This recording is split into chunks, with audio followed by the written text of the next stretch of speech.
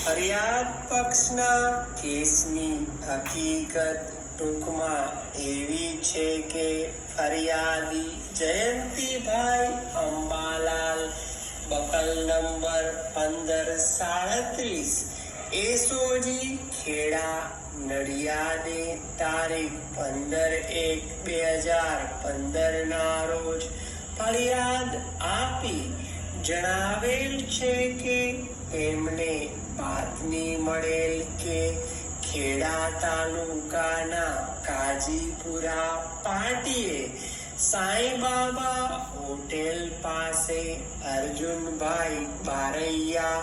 રહે દેવગઢ બારૈયાનો તેની પાસે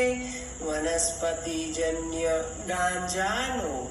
જથ્થો લઈ આવનાર હોવાની બાતમી આધારે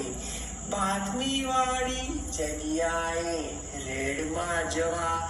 BA Chaudhary police inspector SOG Nadiad તથા head constable Maheshkumar SASI Ashokbhai Shivabhai head constable Arvindsinh સરકારી ગાડી નંબર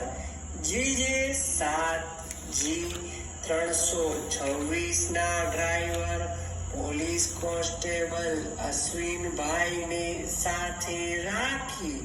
રેડનું આયોજન કરેલ અને રેડિંગ પાર્ટીના હેડ કોન્સ્ટેબલ અરવિંદસિંહ ભગવાનસિંહને પંચોના માણસો બોલાવવા જણાવતા તેઓ બે પંચો સમીર મિયા સફી મિયા શેખ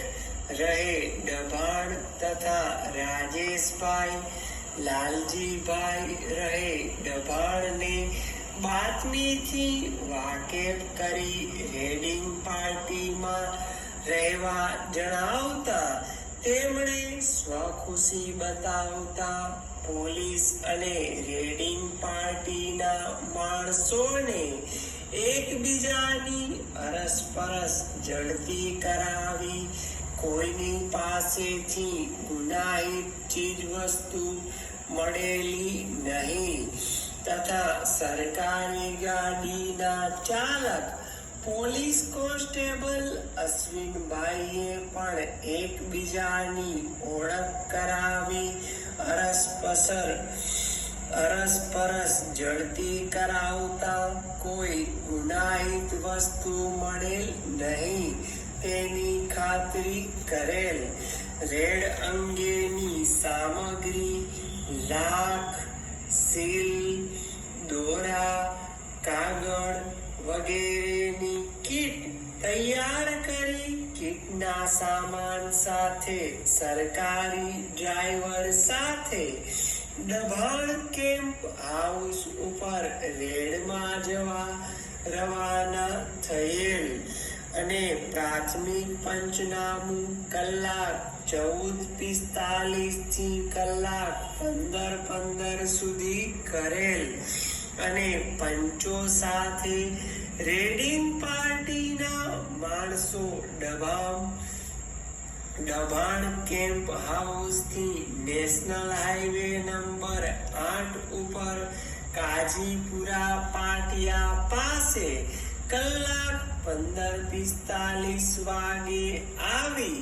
સરકારી ગાડી પાર્ક કરી રેડિંગ પાર્ટીના માણસો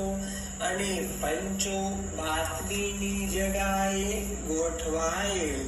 અને અવારનવાર ઈસમ શરીરે ભૂરા કલરનું જીન્સ પેન્ટ અને રાખોડી કાળા કલરનું જેકેટ શરીરના પાછલા ભાગે સ્કૂલ બેગ ભરાવી આવનાર હોય દરમિયાન તેઓ વોચમાં હોય બાતમી મુજબના વર્ણનવાળો ઈસમ આવતા કોર્ડન કરી ઉભો રાખી તેનું નામ પૂછતા અર્જુન ઉર્ફે ધનંજય પાલ ઉર્ફે પાર્થ ભેમા મગનભાઈ બારૈયા જંબુસર દેવગઢ બારિયા દાહોદનો હોવાનું જણાવેલ, જેથી PSI DA ચૌધરીએ એસઓજી PSI તરીકેની ઓળખ આપી પોતે ગેજેટ અધિકારી હોવાનું જણાવી પંચો તથા પોલીસના માણસોની ઓળખ આપી સદર ઈસમના થેલામાં ગાંજાનો જથ્થો હોવાની સમજ આપી